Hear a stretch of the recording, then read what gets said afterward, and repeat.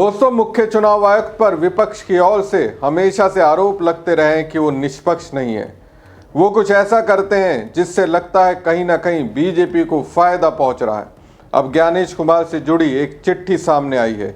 ये चिट्ठी सियासी पार्टियों के लोगों ने नहीं लिखी है और ना ही बुद्धिजीवियों की ओर से लिखी गई है। ये चिट्ठी उन्हीं के लिए काम करने वाले अधिकारियों ने लिखी है। चिट्ठी में जो उन्होंने लिखा है उसके एक एक शब्द में कहीं ना कहीं उन्हें लगता है इस एसआईआर की वजह से वो फंस सकते हैं। नमस्कार दोस्तों, मैं हूं परवीन सानी। तो सवाल यह है, आखिर दिल्ली से चुनाव आयोग ने ऐसा क्या किया जिससे पश्चिम बंगाल के चुनाव अधिकारी डरे और सहमे हुए हैं। उन्हें एक अनचाहा डर सता रहा है, कहीं वो फंस ना जाए, यानी करे कोई और फंसे कोई। दरअसल दोस्तों, पश्चिम बंगाल में इलेक्टोरल रजिस्ट्रेशन ऑफिसर ये तय करने के लिए सुनवाई करने की तैयारी कर रहे हैं कि लाखों वोटर रोल में रहेंगे या नहीं। इसी बीच स्टेट सर्विस ऑफिसर के एक एसोसिएशन ने इस बात पर गंभीर चिंता जताई है कि बड़े पैमाने पर सिस्टम ड्रेवन नाम हटाए जा सकते हैं, जिसके लिए ईआरओ को दोषी ठहराया जा सकता है, भले ही वो नोटिस बनाने में शामिल ना हो। पश्चिम बंगाल के मुख्य चुनाव अधिकारी मनोज अग्रवाल को लिखे एक पत्र में, जिसकी एक प्रति मुख्य चुनाव आयुक्त ज्ञानेश कुमार के कार्यालय को भी भेजी गई है।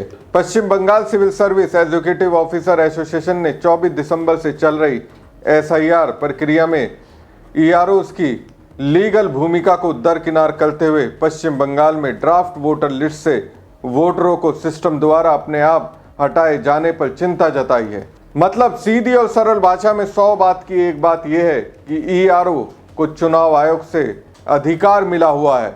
वो अधिकार मुख्य चुनाव आयुक्त ने खुद को समर्पित कर दिया, या कहिए छीन लिया। अब मतदाता रहेंगे या नहीं रहेंगे, ये अधिकार तो ईआरओ के पास है ही नहीं। नोटिस देने का अधिकार तो चुनाव आयोग ने अपने पास रख लिया। नाम हटाने का फैसला चुनाव आयुक्त ज्ञानेश कुमार करेंगे, लेकिन आरोप किस पर जाएगा? ईआरओ पर।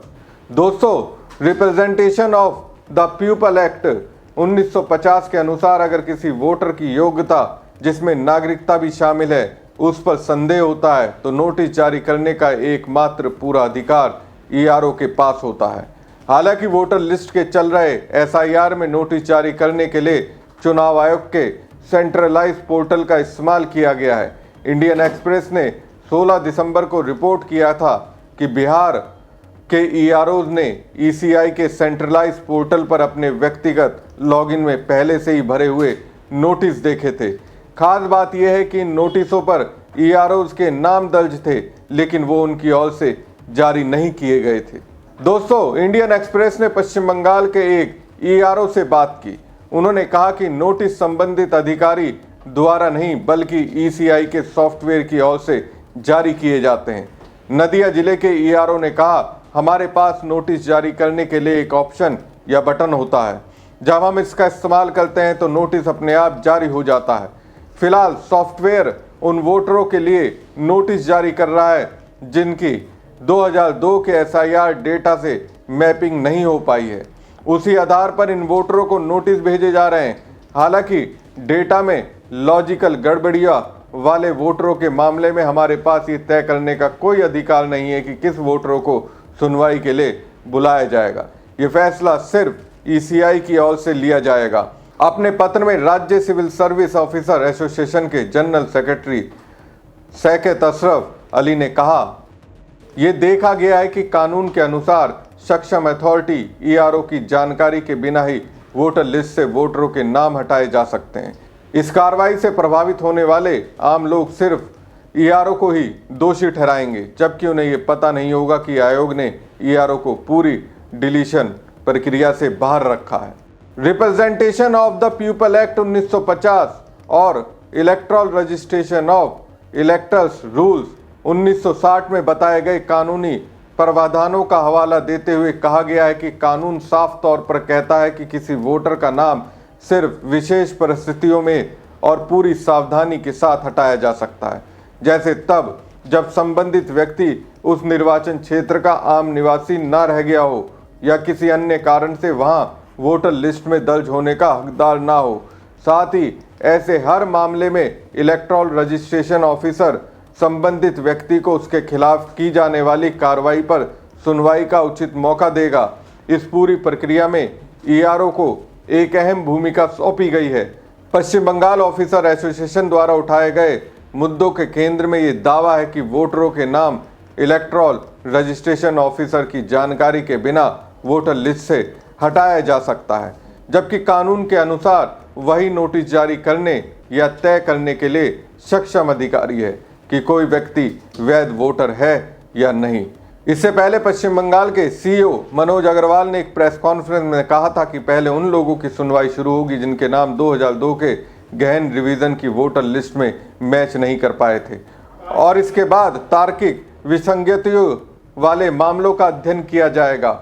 उन्होंने कहा था कुछ वोटर विसंगतियों की कई कैटेगरी में आते हैं, इसलिए तार्किक विसंगतियों की यूनिक संख्या 1,36,00,000 है, जबकि बिना मैपिंग वाले वोटरों की संख्या 31 लाख है। कुल मिलाकर यह आंकड़ा 1,67,00,000 है। हालांकि विश्लेषण के बाद संख्याएं बदल सकती हैं। दोस्तों, WBCS अधिकारियों का ये पत्र उसी दिन सामने आया जब चुनाव आयोग ने उन 12 राज्यों और केंद्र शासित प्रदेशों के सीईओज को पत्र लिखा जहां SIR चल रहा है। इसमें वोटरों द्वारा जमा किए गए सभी दस्तावेजों को संबंधित जिला चुनाव अधिकारियों के साथ 5 दिनों के भीतर सत्यापित करने के लिए नए निर्देश दिए गए ताकि उनकी पात्रता स्थापित की जा सके। ऐसा कुछ बिहार में SIR के दौरान नहीं किया गया था। अपने पत्र के अंत में WBCS अधिकारियों ने कहा, उपरोक्त तथ्यों को देखते हुए हम आपके कार्यालय से अनुरोध करते हैं कि आवश्यक निर्देश जारी किए जाएं ताकि ईआरओज अपने काम में अधिक स्पष्टता के साथ कार्य कर सकें और उन्हें उनकी कानूनी जिम्मेदारियों के अनुरूप अधिकार मिले। ये ध्यान में रखते हुए कि अंतिम वोटर लिस्ट सिर्फ उनके साइन और मोहर के साथ और भारत निर्वाचन आयोग की निगरानी में प्रकाशित की जाएगी। दोस्तों, अब सच आपके सामने है। आप तय कीजिए मुख्य चुनाव आयुक्त किसके लिए काम कर रहे हैं। हमारी खबर आपको कैसी लगी कमेंट बॉक्स में कमेंट करके जरूर बताएं। साथ ही पेज को ज़्यादा से ज़्यादा लाइक और शेयर कीजिएगा। धन्यवाद।